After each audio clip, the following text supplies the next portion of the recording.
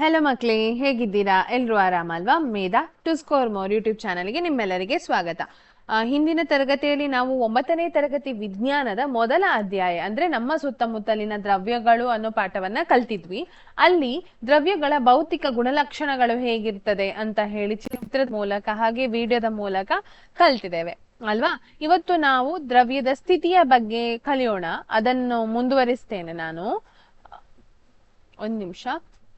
Okay, so ನಾವು ಯಾವ್ದು ಕಲ್ತಿದ್ದೇವೆ ಅಂತ ನಿಮ್ಗೆ ಗೊತ್ತಿದೆ. ಭೌತ ಸ್ವರೂಪ, ದ್ರವ್ಯದ ಭೌತ ಸ್ವರೂಪ ಹೇಗಿರ್ತದೆ ಅಂದ್ರೆ ಭೌತ ಲಕ್ಷಣಗಳು ಯಾವುದೆಲ್ಲ ಅಂತ ಹೇಳಿ ಕಲ್ತಿದ್ದೇವೆ. ಒಮ್ಮೆ ರಿಕಾಲ್ ಮಾಡುದಾದ್ರೆ, ದ್ರವ್ಯಗಳು ಕಣದಿಂದ ಮಾಡಲ್ಪಟ್ಟಿದೆ. ಅಂದ್ರೆ ಕಣದಿಂದ ಅಂತ ಹೇಳಿದ್ರೆ ಸಣ್ಣ ಸಣ್ಣ ಕಣಗಳಿಂದ ಅವು ಏನಾಗಿದೆ, ಮಾಡಲ್ಪಟ್ಟಿದೆ. ಮತ್ತೆ ಅವುಗಳ ನಡುವೆ ಏನಿದೆ, ಸ್ಪೇಸ್ ಇದೆ, ಅಂದ್ರೆ ಜಾಗ ಇದೆ. ಸೊ ಹಾಗಾಗಿ ಅವಕಾಶಗಳಿವೆ. ಸೊ ಬೇರೆ ನೀವು ಯಾವುದೇ ದ್ರವ್ಯವನ್ನ ಮಿಕ್ಸ್ ಮಾಡಿದಾಗ, ಅಂದ್ರೆ ಅದನ್ನ ಒಟ್ಟಿಗೆ ಬೆರಕೆ ಮಾಡಿದಾಗ ಆಗ ಏನಾಗ್ತದೆ, ಅವುಗಳು ಒಂದಕ್ಕೊಂದು ಸೇರಿಕೊಳ್ಳುತ್ತದೆ. ಅದು ಯಾವುದಕ್ಕೆ ಉದಾಹರಣೆ? ನೀರಿನಲ್ಲಿ ಉಪ್ಪು ಕರಗುವುದು ಅಲ್ವಾ, ಅದು ಒಂದು ಉದಾಹರಣೆ ಆಗ್ತದೆ. ಹಾಗೆಯೇ ದ್ರವ್ಯದ ಕಣಗಳು ಎಷ್ಟು ಸಣ್ಣ ಸಣ್ಣದಾಗಿದೆ ಅಂತ ಹೇಳಬೇಕಾದ್ರೆ ಅದಕ್ಕೆ ಯಾವ ಉದಾಹರಣೆಯನ್ನ ಕೊಡ್ಬೋದು? ಪೊಟ್ಯಾಷಿಯಂ ಪರ್ಮ್ಯಾಂಗನೇಟ್ ನ ಉದಾಹರಣೆಯನ್ನ ಕೊಡ್ಬೋದು ಅಲ್ವಾ. ಒಂದು 7-8 ಗ್ಲಾಸ್ಗಳನ್ನ ಇಟ್ಟು ಅದಕ್ಕೆ ನೀರು ಹಾಕಿ ಪೊಟ್ಯಾಷಿಯಂ ಪರ್ಮ್ಯಾಂಗನೇಟ್ ಅನ್ನ ಹಾಕಿ 90 ml ನಷ್ಟು ನೀರು ತೆಗೆದುಕೊಂಡು ಅದಕ್ಕೆ ಮೊದಲ ಗ್ಲಾಸಿಗೆ ಪೊಟ್ಯಾಷಿಯಂ ಪರ್ಮ್ಯಾಂಗನೇಟ್ ಅನ್ನ ಹಾಕಿ ಅದರಿಂದ 10 ml ತೆಗೆದು ಎರಡನೇ ಗ್ಲಾಸಿಗೆ, ಹಾಗೆ ಅದನ್ನ ಕಲಕಿಸಿದ ನಂತರ ಅಲ್ಲಿಂದ ಪುನಃ 10 ml ತೆಗೆದು ನೆಕ್ಸ್ಟ್ ಗ್ಲಾಸಿಗೆ, ಹೀಗೆ ಮಾಡುವುದರಿಂದ ನಾವೊಂದು 7-8 ತುಂಬಾನೇ ಯಾವುದು ಬೀಕರ್ನಲ್ಲಿ ಮುಂದುವರಿಯುವ ತನಕ ಆ ನೀರಿನ ಬಣ್ಣ ಹಾಗೆ ಪಿಂಕ್ ಗುಲಾಬಿ ಬಣ್ಣದಾಗಿರ್ತದೆ. ಇದು ಯಾವುದಕ್ಕೆ ಉದಾಹರಣೆಯಾಗಿದೆ? ದ್ರವ್ಯಗಳು ನಮ್ಮನ್ನು ಮಿತಿಮೀರಿದ, ಕಲ್ಪನೆಗೂ ಮಿತಿಮೀರಿದ ಅತ್ಯಂತ ಸಣ್ಣ ಕಣಗಳಿಂದ ಆಗಿದೆ ಅಂತ ಹೇಳ್ಬೋದು. ಹಾಗೆ ಮತ್ತೆ ದ್ರವ್ಯದ ಕಣಗಳ ಮಧ್ಯೆ ಸ್ಥಳಾವಕಾಶ ಕಂಡು ಬರ್ತದೆ ಅಂತ ಹೇಳಿ ಕಲ್ತ್ವಿ. ದ್ರವ್ಯಗಳು ಚಲನೆಯಲ್ಲಿ ಇರ್ತದೆ, ಅಂದ್ರೆ ಕಣಗಳು ಚಲನೆಯಲ್ಲಿ ಇರ್ತದೆ ಅನ್ನೋದನ್ನು ಕಲ್ತ್ವಿ. ಇದಕ್ಕೆ ಯಾವ್ದು ಉದಾಹರಣೆ ಹೇಳ್ಬಹುದು? ಅಗರಬತ್ತಿಯ ಪರಿಮಳ, ಹಾಗೆಯೇ ಸೆಂಟ್, ನಾವು ಪರ್ಫ್ಯೂಮ್ ಅನ್ನ ಹಾಕಿದಾಗ ಅದರ ಪರಿಮಳ ಅಲ್ವಾ. ಸೊ ಹಾಗೆ ಏನಾಗ್ತದೆ, ಅದು ಒಂದು ಕೋಣೆಯಿಂದ ಇನ್ನೊಂದು ಕೋಣೆಗೆ ಹರಡ್ತದೆ. ಸೊ ಇದೆಲ್ಲ ಉದಾಹರಣೆ ಅದಕ್ಕೆ ಆಗಿದೆ. ಹಾಗೆಯೇ ನೆಕ್ಸ್ಟ್ ಹೇಳುದಾದ್ರೆ, ಅಂದ್ರೆ ದ್ರವ್ಯಗಳ ಕಣಗಳು ಪರಸ್ಪರ ಆಕರ್ಷಣೆ ಅಲ್ಲಿರ್ತದೆ. ಆದ ಕಾರಣ ನಾವು ನೀರಿನ ಆ ಚಲನೆಯನ್ನ ಅದನ್ನ ಕಟ್ ಮಾಡ್ಲಿಕ್ಕೆ ಸಾಧ್ಯ ಇಲ್ಲ. ಹಾಗೆಯೇ ಯಾವುದು ಕಬ್ಬಿಣದ ಸರಳನ್ನ ತುಂಡು ಮಾಡ್ಲಿಕ್ಕೆ ಏನಾಗುದಿಲ್ಲ, ಸಾಧ್ಯ ಆಗುದಿಲ್ಲ. ಯಾಕೆ ಹೇಳಿದ್ರೆ ಅವುಗಳು ಪರಸ್ಪರ ಒಂದಕ್ಕೊಂದು ಬಲದಿಂದ ಆಕರ್ಷಿಸಲ್ಪಟ್ಟಿದೆ ಅನ್ನೋದನ್ನ ನಾವು ಕಲ್ತೇವೆ ಅಲ್ವಾ. ಇಷ್ಟು ನಾವು ಕಲ್ತಿದ್ದೇವೆ. ಯಾವುದ್ರ ಉದಾಹರಣೆ ಸಮೇತ, ಅಂದ್ರೆ ಚಟುವಟಿಕೆ ಸಮೇತ ಕಲ್ತಿದ್ದೇವೆ. ಇವತ್ತಿನ ತರಗತಿಯಲ್ಲಿ ನಾವು ದ್ರವ್ಯದ ಸ್ಥಿತಿಯ ಬಗ್ಗೆ ಕಲೀಲಿಕ್ಕಿದ್ದೇವೆ. ಘನ ಸ್ಥಿತಿ ಆಗಿರಬಹುದು, ದ್ರವ ಸ್ಥಿತಿ ಆಗಿರ್ಬಹುದು, ಹಾಗೆ ಅನಿಲ ಸ್ಥಿತಿಯ ಬಗ್ಗೆ ಕಲೀಲಿಕ್ಕಿದ್ದೇವೆ. ಹಾಗಾದ್ರೆ ತಡ ಮಾಡದೆ ಶುರು ಮಾಡೋಣ ಬನ್ನಿ. ನಿಮ್ಮ ಸುತ್ತಲಿರುವ ವಿವಿಧ ಬಗೆಯ ದ್ರವಗಳನ್ನು ಗಮನಿಸಿ. ಅವುಗಳ ಸ್ಥಿತಿಗಳು ಯಾವುವು? ನಮ್ಮ ಸುತ್ತಮುತ್ತಲಿನಿರುವ ದ್ರವ್ಯಗಳು ಅಂದ್ರೆ ಯಾವುದೇ ವಸ್ತು ಆಗಿದ್ರು ಅದಕ್ಕೊಂದು ಸ್ಥಿತಿ ಇರ್ತದೆ. ಕೆಲವೊಂದು ಗಟ್ಟಿಯಾಗಿರ್ತದೆ ಅಲ್ವಾ, ಕೆಲವೊಂದು ಏನಾಗಿರ್ತದೆ, ಮೃದು ಆಗಿರ್ತದೆ, ಕೆಲವೊಂದು ನಮ್ಮ ಕಣ್ಣಿಗೆ ಕಾಣುವುದಿಲ್ಲ ಆದ್ರೆ ನಮ್ಗೆ ಎಕ್ಸ್ಪೀರಿಯನ್ಸ್ಗೆ ಬರ್ತದೆ, ಅಂದ್ರೆ ಅನುಭವಕ್ಕೆ ಬರ್ತದೆ. ಈಗ ಗಾಳಿ ಬೀಸುವಾಗ ತಂಪಾದ ಗಾಳಿ ಬೀಸದಂತ ಗೊತ್ತಾಗ್ತದೆ, ಆದ್ರೆ ನಮ್ಮ ಕಣ್ಣಿಗೆ ಕಾಣುವುದಿಲ್ಲ, ಅದನ್ನ ಮುಟ್ಲಿಕ್ಕೆ ಆಗುದಿಲ್ಲ. ಹಾಗೆಯೇ ಅಂದ್ರೆ ಬೇರೆ ಬೇರೆ ಸ್ಥಿತಿಯಲ್ಲಿ ದ್ರವ್ಯಗಳು ಇರ್ತದೆ. ಆ 3 ಸ್ಥಿತಿಗಳು ಯಾವುದೆಲ್ಲ? ಒಂದು ಘನ, ಒಂದು ದ್ರವ, ಮತ್ತೊಂದು ಅನಿಲ. ಇದರ ಬಗ್ಗೆ ನಾವು ಕಲ್ತಿದ್ದೇವೆ, ಅಂದ್ರೆ ಸಣ್ಣ ತರಗತಿಯಿಂದ ಕೂಡ ನಾವು ಕಲ್ತುಕೊಂಡು ಬಂದಿದ್ದೇವೆ. ಈಗ ಅವುಗಳ ಕಣಗಳಲ್ಲಿನ ವ್ಯತ್ಯಾಸದಿಂದ ಈ 3 ಸ್ಥಿತಿಗಳು ದೊರೆಯುತ್ತದೆ. ಈಗ ನಾವು ಒಂದೊಂದಾಗಿ ಕಲಿತಾ ಬರೋಣ ದ್ರವ್ಯದ ಸ್ಥಿತಿಗಳು ಹೇಗಿರ್ತದೆ ಅದ್ರ ಬಗ್ಗೆ. ಮೊದಲಿಗೆ ಘನಸ್ಥಿತಿ. ಘನಸ್ಥಿತಿ ನಿಮಗೆಲ್ಲರಿಗೆ ಗೊತ್ತಿದೆ, ನೀವೆಲ್ಲ ನೋಡಿರ್ತೀರಿ ಘನಸ್ಥಿತಿಯಲ್ಲಿರುವ ವಸ್ತುಗಳು ಯಾವುದೆಲ್ಲ ಅಂತ ಹೇಳಿ. ಪೆನ್ನು, ಪುಸ್ತಕ, ಸೂಜಿ, ಮರದ ತುಂಡು, ಇವೆಲ್ಲವೂ ಅದಕ್ಕಿಂತ ಹೆಚ್ಚಾಗಿ ನಿಮ್ಮ ಬೆಂಚು, ಡೆಸ್ಕು ಅಲ್ವಾ, ಎಲ್ಲವೂ ಘನಸ್ಥಿತಿಯಲ್ಲಿರುವಂತಹ ವಸ್ತುಗಳು. ನಿಮ್ಮ ನೋಟ್ ಪುಸ್ತಕದಲ್ಲಿ ಪೆನ್ಸಿಲ್ ಬಳಸಿ ಪೆನ್ಸಿಲ್ನ ಮೇಲೆ ಸೂಚಿಸಿದ ವಸ್ತುಗಳ ಸುತ್ತ ಚಲಿಸುತ್ತಾ ಅವುಗಳ ಆಕೃತಿಯನ್ನ ರಚಿಸಿ. ಅಂದ್ರೆ ನೀವೊಂದು ಇರೇಸರ್, ರಬ್ಬರ್ ಅನ್ನ ಹೀಗೆ ಇಡಿ, ಅದರ ರಬ್ಬರ್ ಅನ್ನ ಇಟ್ಟು ನಿಮ್ಮ ರಬ್ಬರ್ನ ಮೇಲೆ ಅದನ್ನ ಹೀಗೆ ಒಂದು ಪೆನ್ಸಿಲ್ನ ಮೂಲಕ ನೀವು ಚಿತ್ರ ಬರೆದ್ರೆ ನಿಮ್ಗೊಂದು ಆಕಾರ ಸಿಗ್ತದೆ ಅಲ್ವಾ. ಆಕಾರ ಸಿಗ್ತದೆ, ಇದು ಎಲ್ಲರಿಗೂ ಸಿಗ್ತದೆ ಆಕಾರ ಅಲ್ವಾ. ಯಾವುದೇ ವಸ್ತು ಇಟ್ಟು ನೀವು ಅದರ ಸುತ್ತಲೂ ನೀವು ಮೆಹಂದಿ ಹಾಕುವಾಗ ಕೈ ಇಟ್ಟು ಕೈಯ ಹೀಗೆ ಹೀಗೆ ನಾವು ಮಾಡುದಿಲ್ವಾ. ಸೊ ಅದೇ ರೀತಿ ಅಂದ್ರೆ ಒಂದೊಂದು ವಸ್ತುವನ್ನ ಇಟ್ಟು ನಾವು ಘನ ವಸ್ತುವನ್ನ ಇಟ್ಟು ಅದರ ಸುತ್ತಲೂ ಪೆನ್ಸಿಲ್ನ ಒಂದು ಗೆರೆಗಳನ್ನ ಪೆನ್ಸಿಲ್ನ ಮೂಲಕ ಗೆರೆಗಳನ್ನ ಎಳೆದ್ರೆ ಅದಕ್ಕೊಂದು ಆಕಾರ ಸಿಗ್ತದೆ. ಇವೆಲ್ಲವೂ ನಿರ್ದಿಷ್ಟ ಆಕಾರ, ವಿಶಿಷ್ಟವಾದ ಗಡಿ ಅಂದ್ರೆ ಸುತ್ತಳತೆ, ಸ್ಥಿರವಾದ ಗಾತ್ರವನ್ನ ಹೊಂದಿದೆಯೇ.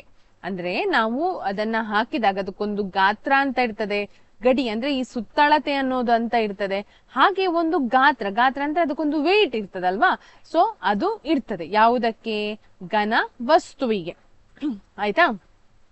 ಅವುಗಳನ್ನ ಸುತ್ತಿಗೆಯಿಂದ ಹೊಡೆದಾಗ, ಎಳೆದಾಗ ಅಥವಾ ಕೆಳಗೆ ಬೀಳಿಸಿದಾಗ ಏನಾಗುತ್ತದೆ, ಕೆಲವೊಂದು ವಸ್ತುಗಳು ಒಡೆದು ಹೋಗ್ಬಹುದು, ಕೆಲವೊಂದು ವಸ್ತುಗಳು ತುಂಡಾಗದೇ ಇರಬಹುದು ಅಲ್ವಾ, ಕೆಲವೊಂದು ವಸ್ತುಗಳು ರಬ್ಬರ್ನಂತೆ ಎಳೆಯುವಾಗ ಬರ್ತದೆ ಇಲಾಸ್ಟಿಕ್ ರೀತಿಯಲ್ಲಿ ಅಲ್ವಾ. ಸೊ ಇವುಗಳು ಪರಸ್ಪರ ವಿಸರಣೆ ಹೊಂದಲು ಸಾಧ್ಯವಿದೆಯೇ, ಇಲ್ಲ. ವಿಸರಣೆ ಹೊಂದುತ್ತದೆ. ನೀವೊಂದು ಕಡೆ ನಿಮ್ಮ ಪೆನ್ಸಿಲ್ ಅನ್ನು ಒಂದು ಮೇಜಿನ ಮೇಲೆ ಇಟ್ರೆ ಆ ಪೆನ್ಸಿಲ್ ದೂರ ದೂರ ದೂರ ಹೋಗ್ತದಾ, ಇಲ್ಲ ಅಲ್ವಾ, ವಿಸರಣೆ ಹೊಂದುವುದಿಲ್ಲ. ಬಲವನ್ನ ಉಪಯೋಗಿಸಿ ಅವುಗಳನ್ನ ಸಂಪೀಡನೆಗೊಳಿಸಲು ಪ್ರಯತ್ನಿಸಿ. ಅಂದ್ರೆ ಅದನ್ನ ಚಟ್ಟೆ ಮಾಡ್ಲಿಕ್ಕೆ ನೋಡಿ, ಒಂದು ಪೆನ್ಸಿಲ್ ಇಟ್ಟು ಅಥವಾ ಒಂದು ಮರದ ತುಂಡು ಇಟ್ಟಿದ್ರೆ ಅದರ ಮೇಲೆ ನೀವು ಕೈ ಇಟ್ಟು ಹೀಗೆ ಹೀಗೆ ಇದು ಮಾಡಿದ್ರೆ ಅದು ಚಟ್ಟೆ ಆಗ್ತದಾ, ಇಲ್ಲ. ಆಯ್ತಾ. ಅದೇನಾಗುವುದಿಲ್ಲ, ಚಟ್ಟೆ ಆಗುವುದಿಲ್ಲ. ಯಾಕೆ, ಅದು ಸಂಪೀಡನೆಗೊಳಿಸುವುದು ಅಂತ ಹೇಳುದು ನಾವು. ಸೊ ನಾವೇನ್ ಕಲ್ತ್ವಿ, ಘನಗಳು ಸಂಪೀಡನೆಗೆ ಒಳಗಾಗುವುದಿಲ್ಲ ಅನ್ನೋದನ್ನ ನಾವು ಕಲ್ತ್ವಿ ಅಲ್ವಾ. ಈ ಮೇಲಿನ ಎಲ್ಲವೂ ಘನ ವಸ್ತುಗಳಿಗೆ ಉದಾಹರಣೆ ಆಗಿದೆ. ಅಂದ್ರೆ ಅವರಾಗ ಮೆನ್ಷನ್ ಮಾಡಿದ ಎಲ್ಲಾ ವಸ್ತುಗಳು ಘನ ವಸ್ತುಗಳಿಗೆ ಉದಾಹರಣೆ ಆಗಿದೆ. ಇವುಗಳೆಲ್ಲವೂ ನಿರ್ದಿಷ್ಟವಾದ ಆಕಾರ, ವಿಶಿಷ್ಟವಾದ ಗಡಿ, ಸುತ್ತಳತೆ ಮತ್ತು ಸ್ಥಿರವಾದ ಗಾತ್ರವನ್ನು ಹೊಂದಿದೆ. ಆದುದರಿಂದಲೇ ಇವುಗಳ ಸಂಪೀಡನೆಯು ನಗಣ್ಯವಾಗಿದೆ. ಅಂದ್ರೆ ಅದಕ್ಕೊಂದು ನಿರ್ದಿಷ್ಟ ಆಕಾರ. ಇದು ಯಾಕೆ ಸಂಪೀಡನೆಗೆ ಒಳಗಾಗುವುದಿಲ್ಲ ಅಂತ ಕೇಳಿದ್ರೆ ನಿಮ್ಗೆ ಗೊತ್ತಿರ್ಬೇಕು. ಯಾಕೆ, ಘನ ವಸ್ತುಗಳೆಲ್ಲವೂ ನಿರ್ದಿಷ್ಟವಾದ ಆಕಾರ, ವಿಶಿಷ್ಟವಾದ ಗಡಿ, ಸುತ್ತಳತೆ ಮತ್ತು ಸ್ಥಿರವಾದ ಗಾತ್ರವನ್ನ ಹೊಂದಿದೆ. ಅಂದ್ರೆ ಅದಕ್ಕೊಂದು ಏನಾಗಿದೆ, ಒಂದು ಗಾತ್ರ ಅಂತ ಇರ್ತದೆ, ಹಾಗೆ ಅದಕ್ಕೊಂದು ಸುತ್ತಳತೆ ಇರ್ತದೆ, ಮತ್ತೊಂದು ಆಕಾರ ಇರ್ತದೆ. ಹಾಗೆಯೇ ಅದು ಸಂಪೀಡನೆಗೆ ಒಳಗಾಗುವುದಿಲ್ಲ. ಅರ್ಥ ಆಯ್ತಾ ಯಾಕೆ ಒಳಗಾಗುವುದಿಲ್ಲ ಅಂತ ಹೇಳಿ.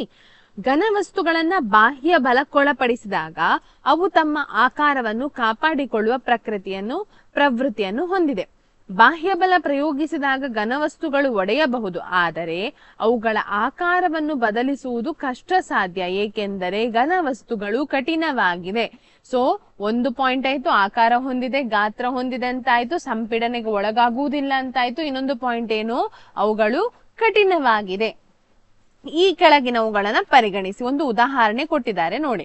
ರಬ್ಬರ್ ಬ್ಯಾಂಡ್ ಕುರಿತಂತೆ ಏನು ಹೇಳಬಹುದು, ಅದನ್ನು ಎಳೆದಾಗ ತನ್ನ ಆಕಾರವನ್ನು ಬದಲಿಸಿಕೊಳ್ಳುತ್ತದೆಯೇ.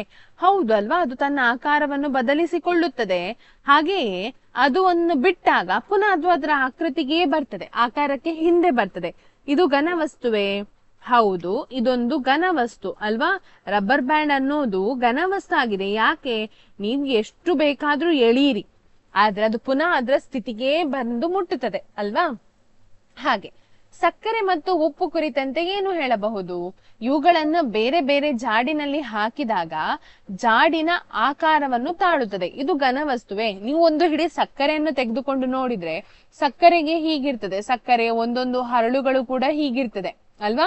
ಅದಕ್ಕೊಂದು ಆಕೃತಿ ಇದೆ, ಯಾವುದು, ಘನ ಆಕೃತಿ ಇದೆ ಅಲ್ವಾ. ಸೊ ಸಕ್ಕರೆಗೆ ಆಕೃತಿ ಇದೆ, ಅದರನ್ನು ಎಲ್ಲವನ್ನು ಒಟ್ಟಿಗೆ ಸೇರಿಸಿದಾಗ ಅದು ಹಾಕಿದ ಜಾಡಿಯ ಆಕಾರವನ್ನ ಪಡೆಯಬಹುದು. ಆದರೆ ನೀವು ಒಂದೊಂದು ಹರಳು ಅನ್ನು ನೋಡಿದಾಗ ಕೂಡ ಅದಕ್ಕೆ ಘನ ಆಕೃತಿ ಇದೆ. ಹಾಗಾದ್ರಿಂದ ಸಕ್ಕರೆ ಏನಾಗಿದೆ, ಘನವಸ್ತು ಆಗಿದೆ. ಸಕ್ಕರೆ ಕೂಡ ಘನವಸ್ತುವೆ. ಅರ್ಥ ಆಯ್ತಾ. ಮತ್ತೆ ನೋಡಿ, ಸ್ಪಾಂಜು ಕುರಿತಂತೆ ಏನು ಹೇಳಬಹುದು, ಇದು ಘನವಸ್ತು, ಆದರೂ ನಾವು ಇದನ್ನು ಸಂಪೀಡನೆಗೆ ಒಳಪಡಿಸಬಹುದು. ಏಕೆ, ನಾನ್ ನಿಮ್ಗೆ ಇದನ್ನು ತೋರಿಸ್ತೇನೆ, ಮತ್ತೆ ನೋಡುವ. ಒಂದ್ ನಿಮಿಷ ನೋಡಿ, ನಾನು ನಿಮ್ಗೆ ಚಿತ್ರ ತೋರಿಸ್ತೇನೆ.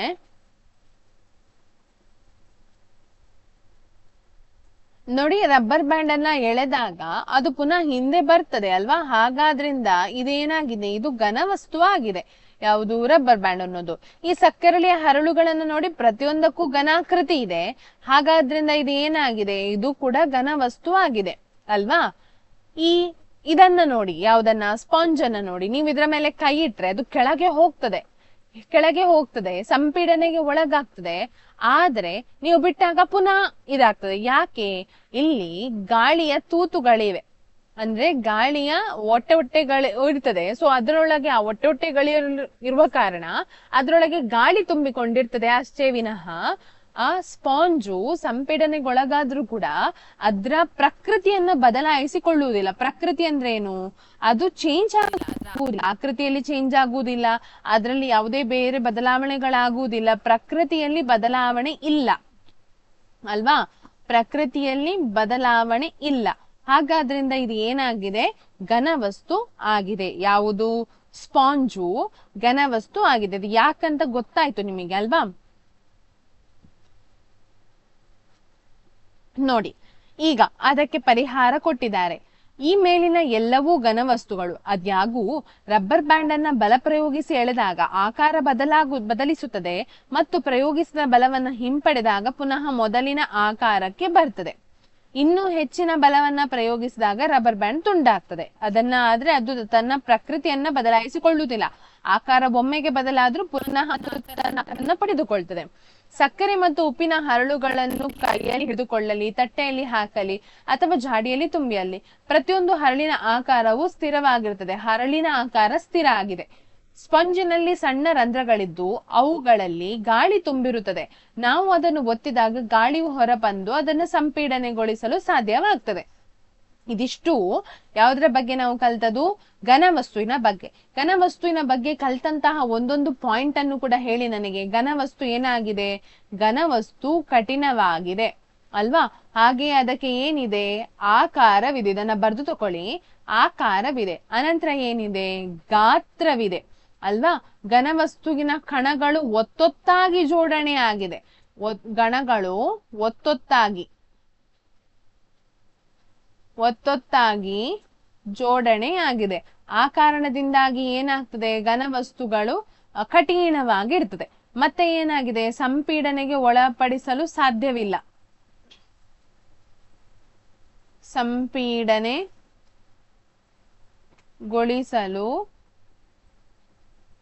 ಸಾಧ್ಯವಿರುವುದಿಲ್ಲ ಯಾವುದನ್ನ? ಘನವಸ್ತುವನ್ನ. ಹಾಗಾಗಿ ನಾವ್ ಏನ್ ಮಾಡಬಹುದು? ಅದನ್ನ ಸಂಪೀಡನೆಗೆ ಒಳಪಡಿಸಲು ಸಾಧ್ಯವಾಗುವುದಿಲ್ಲ ಅಂತ ಹೇಳಿ ಬರಿಬಹುದು. ಇವಿಷ್ಟು ಘನವಸ್ತುವಿನ ಬಗ್ಗೆ. ಇದನ್ನ ನೀವು ಏನ್ ಮಾಡ್ಬೇಕು? ಪಾಯಿಂಟ್ ಅನ್ನ ನೋಟ್ ಮಾಡಿಕೊಳ್ಬೇಕು ನಿಮ್ಮ ಪುಸ್ತಕದಲ್ಲಿ. ಯಾಕೆ ಹೇಳಿದ್ರೆ 3 ಮಾರ್ಕಿಗೆ ಅಥವಾ 2 ಮಾರ್ಕಿಗೆ ಇವುಗಳ ವ್ಯತ್ಯಾಸವನ್ನ ಕೇಳ್ತಾರೆ. ಯಾವುದ್ರದ್ದು? ಘನ, ದ್ರವ, ಅನಿಲದ ವ್ಯತ್ಯಾಸವನ್ನ ಕೇಳ್ತಾರೆ. ಸೊ ಇದು ಇಂಪಾರ್ಟೆಂಟ್. ಅರ್ಥ ಆಯ್ತಲ್ಲ ನಿಮಗೆ? ಸೊ ಇದನ್ನ ಬರ್ದು ತಕೊಳ್ಳಿ ನೀವು. ಇದನ್ನ ನಾನು ಒರೆಸ್ತೇನೆ. ನನಗೆ ಇಲ್ಲಿ ಜಾಗ ಸಾಕಾಗುದಿಲ್ಲ, ಅಂದ್ರೆ ಬೇರೆ ಇದಿಲ್ಲ. ಸೊ ಹಾಗಾಗಿ ನಾನು ಇದನ್ನ ಒರೆಸ್ತೇನೆ. ನೀವು ಪೌಸ್ ಮಾಡಿ ಅದನ್ನ ಕುತ್ಕೊಂಡು ಬರೀರಿ. ಅರ್ಥ ಆಯ್ತಾ? ಓಕೆ, ಈಗ ನಾವು ದ್ರವ ಸ್ಥಿತಿಗೆ ಬರೋಣ. ಈ ಕೆಳಗಿನವುಗಳನ್ನ ಸಂಗ್ರಹಿಸಿ, ಅಂದ್ರೆ ಉದಾಹರಣೆಗಳನ್ನ ಕೊಟ್ಟಿದ್ದಾರೆ. ಮತ್ತೆ ಅದನ್ನ ನೋಡಿ ನಾವು ಅದರ ಬಗ್ಗೆ ಹೇಳ್ಬೇಕು. ನೀರು, ಅಡುಗೆ ಎಣ್ಣೆ, ಹಾಲು, ಹಣ್ಣಿನ ರಸ, ತಂಪು ಪಾನೀಯ. ವಿವಿಧ ಆಕಾರದ ಸಂಗ್ರಹಗಳನ್ನ ತೆಗೆದುಕೊಳ್ಳಿ. ಪ್ರಯೋಗಾಲಯದಿಂದ ಅಳತೆ ಸಿಲಿಂಡರ್ ತೆಗೆದುಕೊಂಡು ಸಂಗ್ರಹದ ಮೇಲೆ 50 ml ಅಳತೆಯನ್ನ ಗುರುತು ಮಾಡಿ. ಈ ದ್ರವಗಳನ್ನು ನೆಲದ ಮೇಲೆ ಚೆಲ್ಲಿದಾಗ ಏನಾಗುತ್ತದೆ? ಅದು ವಿಸರಣೆಗೊಳ್ಳುತ್ತದೆ.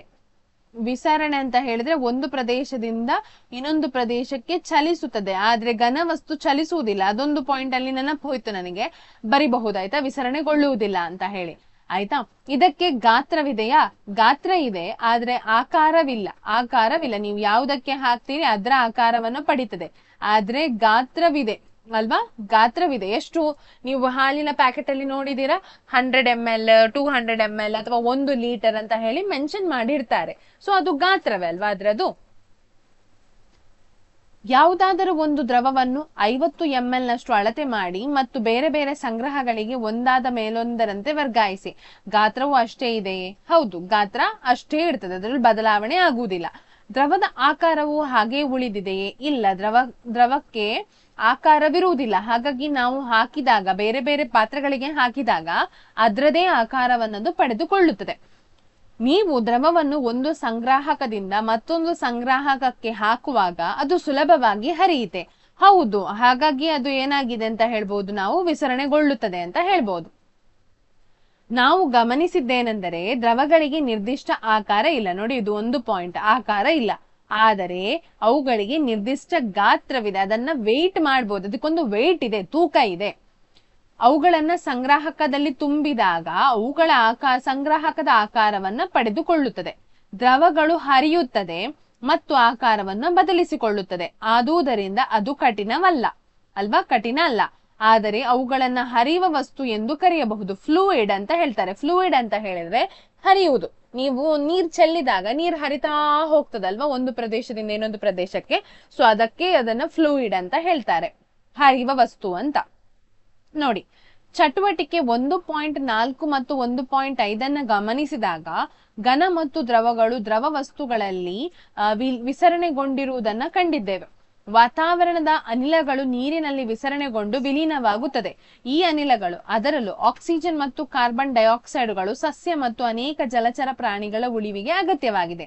ಎಲ್ಲಾ ಜೀವಿಗಳ ಉಳಿವಿಗೆ ಅವಶ್ಯಕವಾದ ಅಂದ್ರೆ ಉಸಿರಾಟದ ಅವಶ್ಯಕತೆ ಇರ್ತದೆ. ಆಕ್ಸಿಜನ್ ನೀರಿನಲ್ಲಿ ವಿಲೀನವಾಗಿರುವುದರಿಂದ ಜಲಚರ ಪ್ರಾಣಿಗಳು ನೀರಿನಲ್ಲಿ ಉಸಿರಾಡಬಲ್ಲದು ಅಲ್ವಾ. ನೀರಿನಲ್ಲಿ ನೋಡಿ, ಗಾಳಿಯಲ್ಲಿ ಅಂದ್ರೆ ಅನಿಲದಲ್ಲಿ ದ್ರವದಲ್ಲಿ ಅನಿಲ ವಿಸರಣೆಗೊಂಡ ಕಾರಣ ಅಂದ್ರೆ ಅದು ಕರಗಿದ ಕಾರಣ ಏನಾಗ್ತದೆ, ಪ್ರಾಣಿಗಳು ಉಸಿರಾಡಬಹುದು ಅಲ್ವಾ. ಇಲ್ಲದಿದ್ರೆ ಪ್ರಾಣಿಗಳಿಗೆ ಉಸಿರಾಡ್ಲಿಕ್ಕೆ ಸಾಧ್ಯ ಇಲ್ಲ ಅಲ್ವಾ. ಮತ್ತೆ ಒಂದು ಕಡೆಯಿಂದ ಇನ್ನೊಂದು ಕಡೆಗೆ ಹರಿತದೆ ಅನ್ನೋದನ್ನ ನಾವು ಕಲ್ತ್ವಿ.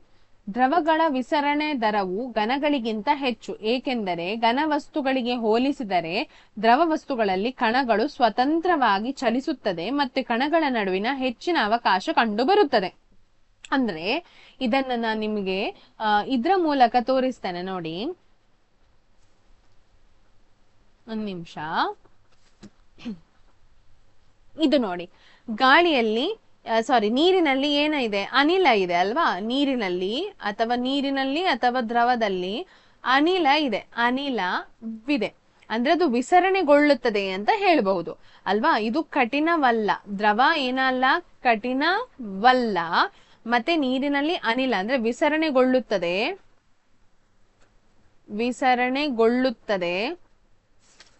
ಅಲ್ವಾ. ಆಕಾರ ಇದೆಯಾ, ಆಕಾರ ಇಲ್ಲ, ಆಕಾರವಿಲ್ಲ ಅಲ್ವಾ.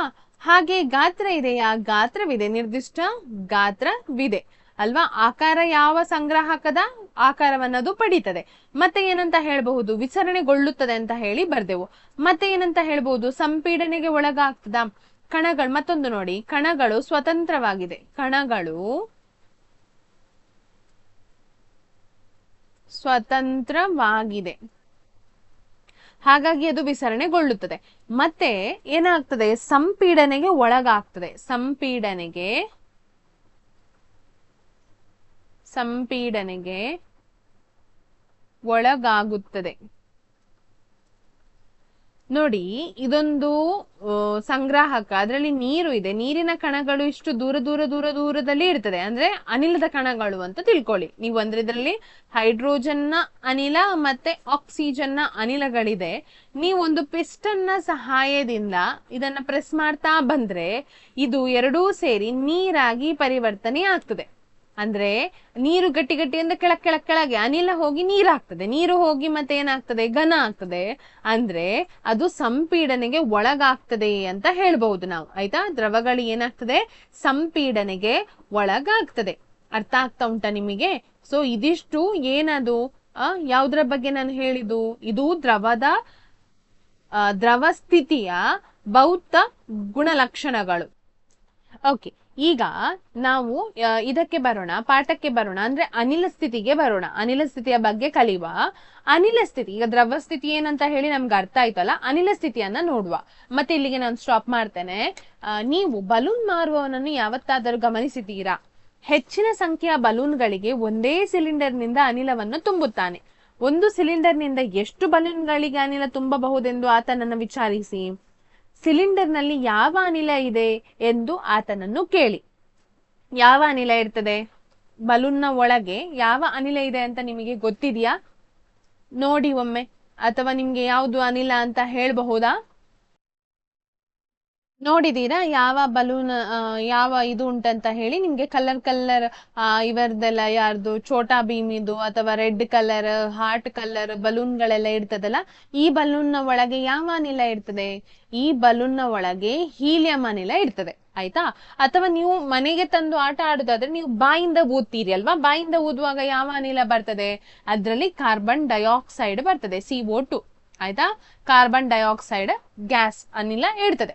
ಈಗ ನೋಡಿ, ಇಲ್ಲಿ ನೋಡಿ, 100 ml ಅಳತೆ ಉಳ್ಳ 3 ಸಿರಿಂಜ್ಗಳನ್ನ ತೆಗೆದುಕೊಳ್ಳಿ ಮತ್ತು ಅವುಗಳ ಕೊಳವೆಗಳನ್ನು 1.4ರಲ್ಲಿ ತೋರಿಸಿರುವಂತೆ ರಬ್ಬರ್ ಕಾರ್ಕ್ಗಳಿಂದ ಮುಚ್ಚಿ. ಎಲ್ಲಾ ಸಿಲಿಂಡರ್ಗಳಿಂದ ಪಿಸ್ಟನ್ಗಳನ್ನ ಹೊರತೆಗೆಯಿರಿ.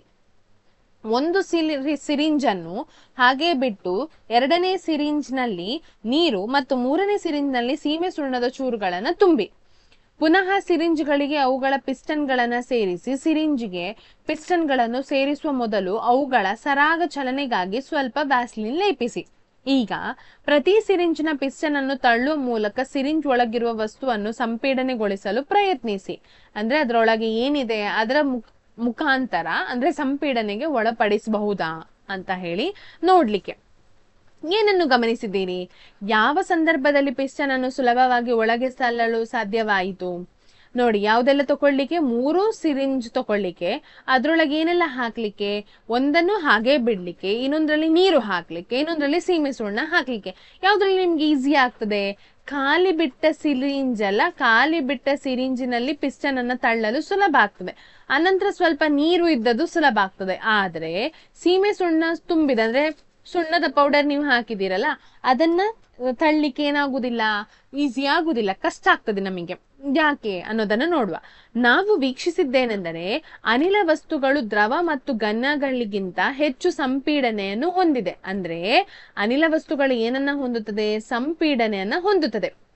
ನಮ್ಮ ಮನೆಗಳಿಗೆ ಅಡಿಗೆ ಮಾಡಲು ಒದಗಿಸುವ ದ್ರವಿತ ಪೆಟ್ರೋಲಿಯಂ ಅನಿಲ LPG ದ ಸಿಲಿಂಡರ್ ಅಥವಾ ಆಸ್ಪತ್ರೆಗಳಿಗೆ ಪೂರೈಸುವ ಆಕ್ಸಿಜನ್ ಸಿಲಿಂಡರ್ಗಳಲ್ಲಿರುವುದು ಸಂಪೀಡನ ಅನಿಲ. ಸಂಪೀಡನ ಅನಿಲ ಅಂತ ಹೇಳಿದ್ರೆ ಲಿಕ್ವಿಡ್ ಫಾರ್ಮಿಗೆ ತಂದು ಅದನ್ನ ನಾವು ಯೂಸ್ ಮಾಡುದು, ಅರ್ಥ ಆಯ್ತಾ? ಅದು ಹೊರಗೆ ಬರುವಾಗ ಗ್ಯಾಸ್ ಆಗಿ ಬರ್ತದೆ, ಆದ್ರೆ ಅದ್ರ ಒಳಗಿರುವಾಗ ಅದು ಹೇಗಿರ್ತದೆ? ಲಿಕ್ವಿಡ್ ಫಾರ್ಮ್ ಅಂದ್ರೆ ದ್ರವ ರೂಪದಲ್ಲಿ ಇರ್ತದೆ. ಇತ್ತೀಚಿನ ದಿನಗಳಲ್ಲಿ ಸಂಪೀಡಿತ ನೈಸರ್ಗಿಕ ಅನಿಲ CNG ಯನ್ನು ವಾಹನಗಳಲ್ಲಿ ಇಂಧನವಾಗಿ ಬಳಸಲಾಗುತ್ತಿದೆ. ಇದು ಹೆಚ್ಚಿನ ಸಂಪೀಡ್ಯವನ್ನು ಹೊಂದಿರುವುದರಿಂದ ಹೆಚ್ಚಿನ ಗಾತ್ರದ ಅನಿಲವನ್ನ ಚಿಕ್ಕ ಗಾತ್ರದ ಸಿಲಿಂಡರ್ಗಳಲ್ಲಿ ಸಂಪೀಡನೆಗೊಳಿಸುವರು ಮತ್ತು ಸುಲಭವಾಗಿ ಅದನ್ನ ಏನ್ ಮಾಡಬಹುದು? ಸಾಗಿಸಬಹುದು ಅಂತ ಹೇಳ್ತಾರೆ. ನಾವು ಮನೆಯಲ್ಲಿ ಅಡಿಗೆ ಕೋಣೆಗೆ ಹೋದರೆ ಯಾವ ಅಡಿಗೆಯನ್ನು ಮಾಡುತ್ತಿದ್ದಾರೆ ಎಂದು ನಮ್ಮ ನಾಸಿಕ ರಂಧ್ರಗಳ ವಾಸನ ಗ್ರಹಿಕೆಯಿಂದ ಸುಲಭವಾಗಿ ತಿಳಿಯಬಹುದು. ಅಂದ್ರೆ ಇದು ಏನಾಗ್ತದೆ? ವಿಸರಿಸ್ತದೆ ಅಲ್ಲ, ಅದು ಒಂದು ಕಡೆಯಿಂದ ಇನ್ನೊಂದು ಕಡೆಗೆ ವಿಸರಣೆ ಹೊಂದುತ್ತದೆ. ಈ ವಾಸನೆಯು ನಮಗೆ ಹೇಗೆ ತಲುಪಿತು? ಆಹಾರದ ಸುವಾಸನೆಯ ಕಣಗಳು ಗಾಳಿಯಲ್ಲಿನ ಕಣಗಳೊಂದಿಗೆ ಮಿಶ್ರವಾಗಿ ಅಡುಗೆ ಕೋಣೆಯಿಂದ ಹರಡಿಕೊಂಡು ನಮ್ಮನ್ನು ತಲುಪುತ್ತದೆ, ಹೆಚ್ಚಿನ ದೂರಕ್ಕೆ ಪಸರಿಸುತ್ತದೆ. ಬಿಸಿಯಾಗಿರುವ ಆಹಾರದ ವಾಸನೆಯು ನಮ್ಮನ್ನು ತಲುಪಲು ಕೆಲವೇ ಸೆಕೆಂಡುಗಳು ಸಾಕು. ಇದನ್ನು ಘನ ಮತ್ತು ದ್ರವ ವಸ್ತುಗಳ ವಿಸರಣಾ ದರದೊಂದಿಗೆ ಹೋಲಿಸಿ ನೋಡಿದರೆ ಯಾವುದು ವಿಸರಣೆ ಬೇಗಗೊಳ್ಳುತ್ತದೆ? ಗಾಳಿ ಅಂದ್ರೆ ಅನಿಲ ಬೇಗ ವಿಸರಣೆಗೊಳ್ಳುತ್ತದೆ ಅಲ್ವಾ? ಅನಂತರ ಬರುವಂತಹದ್ದು ದ್ರವ, ಅನಂತರ ಘನ ವಿಸರಣೆಗೊಳ್ಳುವುದೇ ಇಲ್ಲ. ಅನಿಲಗಳಲ್ಲಿ ಕಣಗಳು ಹೆಚ್ಚಿನ ವೇಗ ಹೊಂದಿರುತ್ತದೆ ಮತ್ತು ಕಣಗಳ ನಡುವೆ ಹೆಚ್ಚಿನ ಅವಕಾಶ ಕಂಡುಬರುತ್ತದೆ. ಆದುದರಿಂದ ಅನಿಲ ಇತರ ಅನಿಲಗಳ ಜೊತೆಗೆ ಹೆಚ್ಚಿನ ವೇಗದಲ್ಲಿ ವಿಸರಣೆ ಹೊಂದುವ ಲಕ್ಷಣವನ್ನ ಪಡೆದಿರುತ್ತದೆ. ನೋಡಿ, ಅನಿಲ ಸ್ಥಿತಿಯಲ್ಲಿ ಕಣಗಳು ಯಥಾಚಿತ್ರವಾಗಿ ಹೆಚ್ಚಿನ ವೇಗದಲ್ಲಿ ಚಲಿಸುತ್ತದೆ. ಈ ರೀತಿಯ ಯಾದೃಚ್ಛಿಕ ಚಲನೆಯಿಂದಾಗಿ ಕಣಗಳು ಪರಸ್ಪರ ಬಡಿದುಕೊಳ್ಳುತ್ತದೆ ಮತ್ತು ಸಂಗ್ರಹದ ಗೋಡೆಗೆ ತಾಗುತ್ತದೆ. ಅನಿಲದ ಕಣಗಳು ಸಂಗ್ರಾಹಕದ ಗೋಡೆಯ ಏಕಮಾನ ವಿಸ್ತೀರ್ಣದ ಮೇಲೆ ಏರ್ಪಡಿಸುವ ಬಲದಿಂದಾಗಿ ಅನಿಲಗಳು ಒತ್ತಡಗಳನ್ನ ಏರ್ಪಡಿಸ್ತದೆ. ಅಂದ್ರೆ ನೀವು ಒಂದು ಗಾಳಿಯ ಒತ್ತಡ ಅಂದ್ರೆ ಅದು ಏನ್ ಮಾಡ್ತಾ ಇರ್ತದೆ? ಸುಲಭವಾಗಿ ಅದು ಚಲಿಸುವ ಕಾರಣ ಅದು ಒಂದಕ್ಕೊಂದು ಹೊಡೆದು ಆ ಗೋಡೆಗೆ, ಅಂದ್ರೆ ನೀವು ಯಾವುದನ್ನ ಹಾಕಿಟ್ಟಿದ್ದೀರಿ ಅನಿಲವನ್ನ, ಆ ಗೋಡೆಗೆ ನೀವು ಅದು ಹೊಡಿತಾ ಇರ್ತದೆ ಅನಿಲದ ಕಣಗಳು. ಸೊ ಹಾಗಾಗಿ ಒತ್ತಡ ಏನಾಗ್ತದೆ? ಹೆಚ್ಚಿರ್ತದೆ ಅನಿಲಗಳಲ್ಲಿ.